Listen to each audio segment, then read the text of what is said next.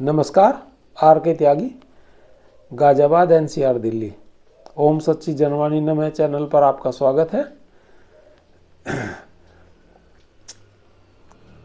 मेरे YouTube channel ओम सच्ची जनवाणी नमः को सब्सक्राइब करें और वीडियो को शेयर करें, लाइक और कमेंट भी करें। अधिक से अधिक वीडियो शेयर करने से बैंकर्स, रिटायर्ड बैंकर्स की बातें पब्लिसाइज होती हैं, पब्लिक में भी और पॉलिटिकल पार्टीज में भी।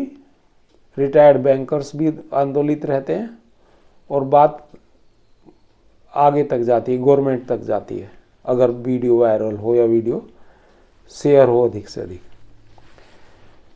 आजकल मुद्दा चल रहा है पेंशन अपडेशन, जिसको 12वें वेतन समझौते में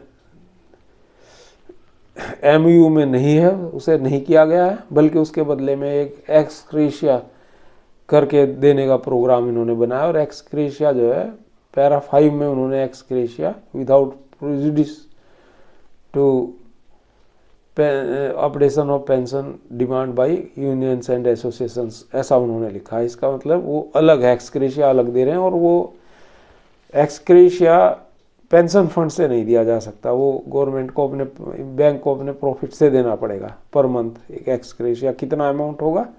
1% है, जो 17% का इंक्रीज दिया है वो 18 का होना था, जिसमें 1% रिटायरीज को दिया है उन्होंने, यानी कि राउंड अबाउट 7,735-40 करोड़ के करीब बैठता है, क्योंकि 17% 12,499 करोड़ है, तो 735 करोड़ के करीब बैठता है।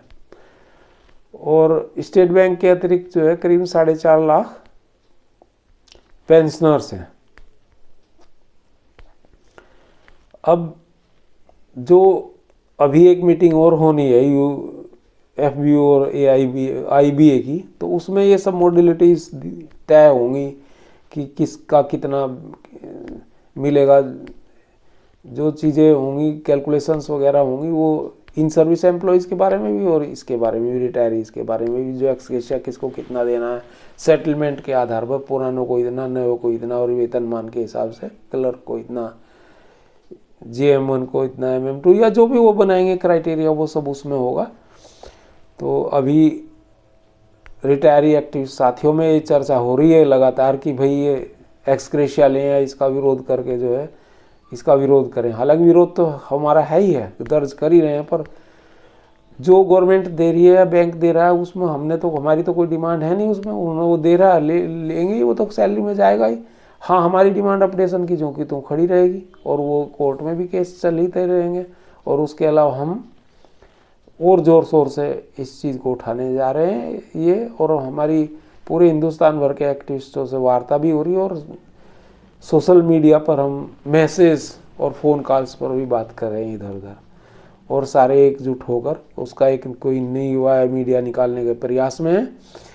आज हमने दिल्ली में एक मीटिंग भी रखी थी इस संदर्भ में। कुछ सीनियर एक्टिविस्ट बुलाए थे कैनॉट प्लेस के कॉफ़ी हाउस में और कॉफ़ी होम में, और वहाँ 7-8 लोग हम लोग थे। मैं था, रमेश भटेजा जी थे नोएडा से, मिस्टर जुगल किशोर जी थे, वो जनरल सेक्रेटरी BRA के भी हैं, और राजकुमार जी थे, श्री राजकुमार जी, मिस्टर धर्म सिंह जी थे, कैनरा बैंक के, रिटायर्ड हैं वो। उस दिन IB ऑफिस में भी 7-8 लोगों का प्रतिनिधिमंडल का सेटलमेंट वाले दिन लेकर गए थे, 2 दिन पहले वहाँ रहे, और उन्होंने अपडेट बताया वहाँ क्या क्या हुआ, कैसे कैसे वो लोग गए। रमेश अग्रवाल हैं, RC अग्रवाल जी, वो भी थे, और संतोष कुमार PNB के रिटायर्ड SM जो है वो थे हमारे साथ, और ये 7-8 लोग थे। और धर्म सिंह जी ने ये भी अपडेट दिया कि वहाँ क्या रहा। पहले दिन तो उन्होंने टाइम नहीं दिया, बड़ी मुश्किल से उन्होंने वो अगले दिन का टाइम लिया, तो चेयरमैन से उन्होंने बात की, लेकिन चेयरमैन ने, IB के चेयरमैन ने उनसे ज़्यादा बात की नहीं। 5-10-15 मिनट के इंट्रोडक्शन के बाद वो कहने लगा, मेरा मैसेज अर्जेंट, मुझे जाना है, 1 घंटे बाहर हूँ, इतना, ये सेक्रेटरी हैं, इनसे बात कर लीजिएगा आप लोग। तो उन्होंने उनसे पूरी डिटेल बात करी, पर वो 1 घंटे बाद में आए और उन्होंने सब चीज़ें बात करी, लेकिन उन्होंने बताया उन्हें कि स्पेशल अलाउंस में तो कुछ हो नहीं रहा, पर ये सैलरी का जो अपडेशन जो है उसके बारे में कुछ ना कुछ हो सकता है आगे चल के, और वर्कआउट कर रहे हैं और वो काम होगा। वो उसके बारे में चर्चा चल रही है, वो एंड नहीं हुआ पेंशन अपडेशन का फार्मूला। पर आरबीआई के बारे में, आरबीआई लाइंस की उन्होंने बात नहीं कही। अब ये पता नहीं उन्होंने कौन सा अपडेशन करेंगे, पर हाँ इतना ज़रूर है कि अपडेशन की बात चल रही जैसा उन्होंने बताया। अब गवर्नमेंट कहती कुछ है, करती कुछ है। फाइनेंस मिनिस्टर ने और इन सब लोगों ने वादे किए थे, और यूएबी ने कि अपडेशन होगा, नहीं हुआ। और ये एक्सग्रेशिया की जो पेंशन इम्प्रूवमेंट की जो टर्म, ना तो MOU 1993 में और ना BPER 1995 में और ना स्मॉल कमेटी डिसीजन के मिनट्स में है, किसी में भी नहीं थी, और ना आरबीआई में है। वो एक लेकर के आ गए, इनका पता ही नहीं लगता है क्या करना चाहते हैं क्या नहीं करना चाहते। तो ये चीज़ है। तो उन्होंने, श्री धर्म सिंह जी ने बताया कि हमारा शिष्टमंडल वहाँ गया और उन्होंने अगले दिन, वो तो चले गए और सेक्रेटरीज को इन्होंने सब चीज़ें बताई। तो वो कह रहे थे कि इसमें खर्चा बहुत है, पता नहीं कितना, 90,000 करोड़ या कितना। इन्होंने कहा भाई हमने आपको लिख के भेजा, उस पर आप ध्यान नहीं रहे, और हमारे रिटायरी संगठन जो दूसरे हैं उन्होंने भी लिख के भेजा था आपको डिटेल, कहो तो हम निकाल के दें लेटर, या आपको जो भेज रखा उसे निकाल लो। 7,000 करोड़ का खर्चा है कुल, जबकि हमारा जो इनकमिंग है इसमें पेंशन फंड में वो 24,000 करोड़ है पर साल का, अदर देन स्टेट बैंक की बात है। तो बाकी जो है उसमें 15,000 करोड़ आपके पास बचता है, तो उसमें से आप दे सकते हैं, वो तो ऐड हो रहा है, उसमें ऑलरेडी कंट्रीब्यूशन भी है और अलग ये सब चीज़ें हैं। तो हमारा तो आपकी जेब से कुछ नहीं जा रहा, गवर्नमेंट के खजाने से कुछ नहीं जा रहा। और तो ये चीज़ें उन्होंने कही, जो उन समझ जा सकते थे उन्होंने समझाने की कोशिश करी। अब गवर्नमेंट जो एडमेंट है वो तो अभी कोई मतलब वादा तो करते नहीं है लोग, और ना करते काम, कह देते हैं देख लेंगे देख लेंगे। तो ये चीज़ चल रही है। बाकी हमने जो 7-8 लोगों की मीटिंग कोर कमेटी की तरह से एक बनाई है, तो उसमें ये तय हुआ है कि भाई जो ये बड़े संगठन है जैसे आईबा पार्क है, AIBRF है, इनसे संपर्क करें। आईबा पार्क से मैं आज बात भी करूँगा, प्रेसिडेंट आचार्य से अगर संपर्क हो सका तो उनसे फ़ोन पर वार्ता करूँगा, और धर्म सिंह जी सुप्रीत सरकार जनरल सेक्रेटरी, उनसे बात करेंगे इस संबंध में कि भाई कैसे करना आगे। और हमारा उनका भी एक संगठन है AIBRAF का, और एक जो है महारैली और महाधरना जो है यहाँ किया जाए, कुछ संगठन छोटे हो जाएंगे और ये बड़े संगठन, और सपोर्ट पूरा होगा इधर उधर का। तो एक उसका फर्क पड़ता है, एक तो ये है। और एक ये है कि ग्रीस आर्य से मिला जाए।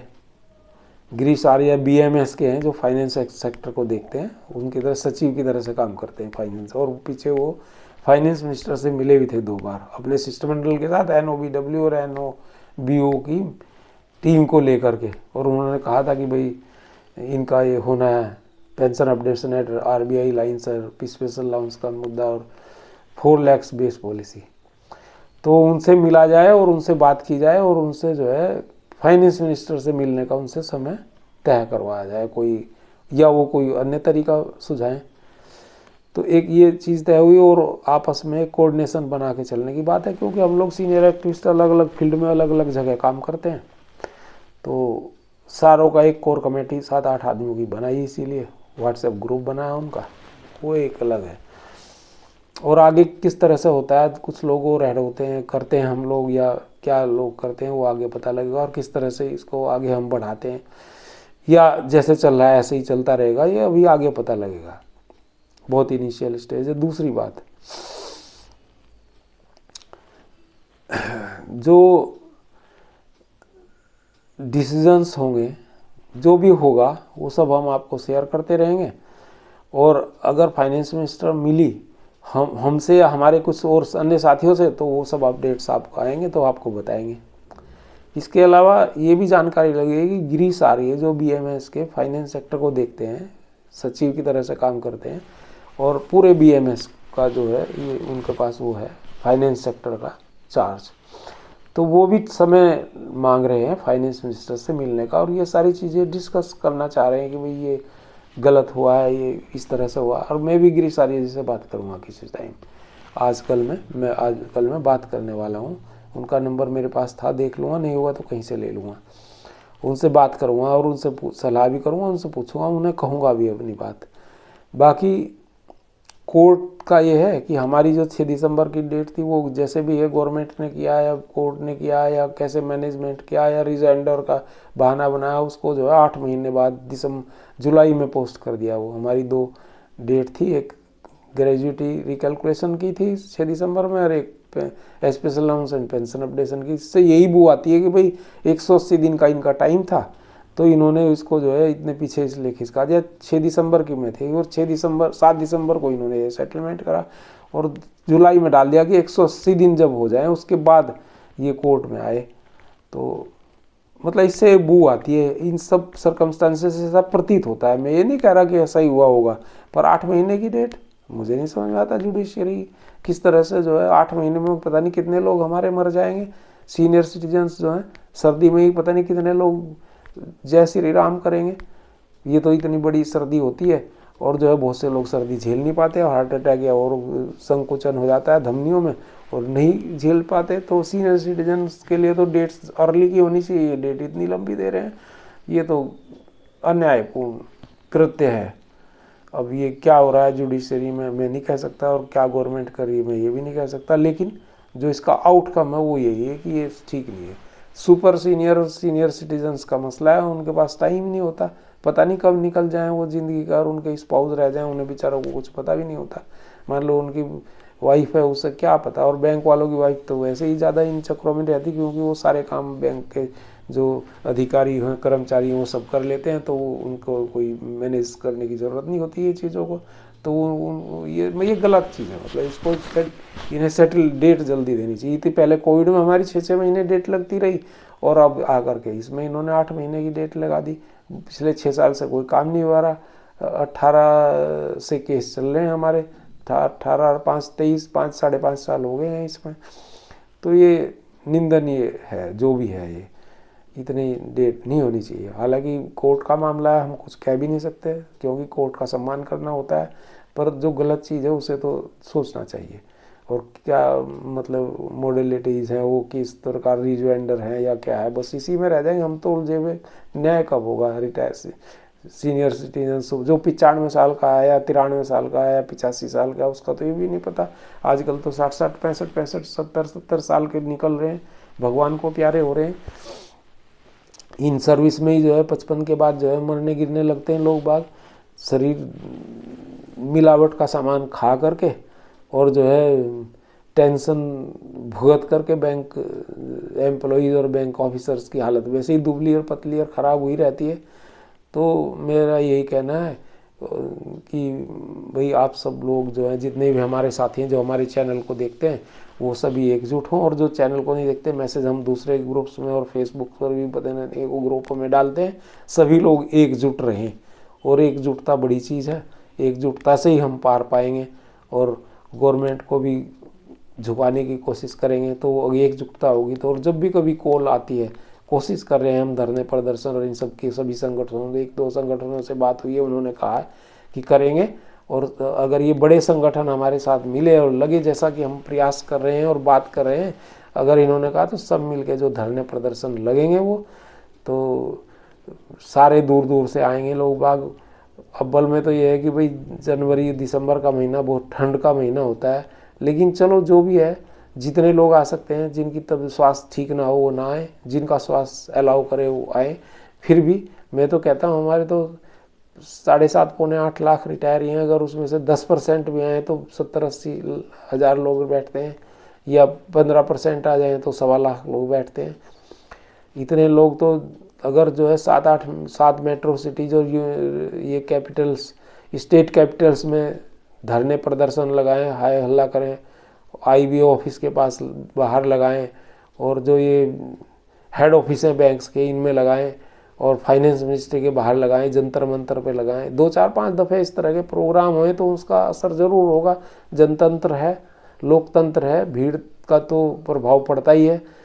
कोर्ट तो पता नहीं कैसे हो रहा है, कोर्ट में हमारे 8-7 साल से 10-10 साल से केस चल रहे हैं। पीएनबी के कुछ साथियों ने कंटेम्प्ट का केस डाल रखा, उन्हें डेट ही नहीं मिल रही, पता नहीं क्या। एक सिंगला जी वाला केस है, उसको भी 10 साल हो गए जुडिशियरी में रगड़ते रगड़ते, वो बार बार पोस्ट हो रहा। अब उसे 24 जनवरी में कर दिया है पोस्ट। अभी एक डेट वो स्टेट बैंक वाला केस था, उसमें कमिश्नर ये हाई पावर्ड कमेटी थी, उसने कहा कि भाई हमें जो पेंशन अपडेशन पे और इंडस्ट्री वाइज पैरिटीज के जो उसमें था उसके क्षेत्र में प्रीव्यू में कि भाई इस पर भी आपको रिपोर्ट नहीं दी, उस पर उन्होंने रिपोर्ट नहीं दी। क्यों नहीं दी भाई तुमने रिपोर्ट उस पर? उसके खिलाफ कोर्ट ने उनके कंटेम्प्ट ऑफ द कोर्ट करते, जब स्वीकृत थी वो कोर्ट से, उन्होंने कहा अब हम कंटेस्ट करना चाहते हैं। वकील उसमें से इतने निकालते हैं नुस्खे, और उसको उनको जी अब ये ऐसा कर लो न्याय। अरे भैया न्याय इन लोगों के साथ भी न्याय करोगे या सारा न्याय गवर्नमेंट के साथ करोगे?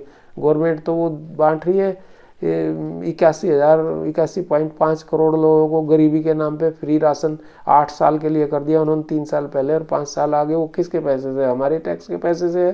गवर्नमेंट थोड़ा ही दे रहा है। गरीब तो 15 करोड़ लोग गरीब हैं देश में, और 6 करोड़ लोग अति गरीब हैं, 21 करोड़ लोग। भाई अति कायदे में तो गरीब को दे दो फ्री, और अति गरीब को 50% सब्सिडी पे, बाकी को कहाँ से दे रहे हो? 81 में से कौन सी फर्जी लिस्ट लाए हो भाई तुम?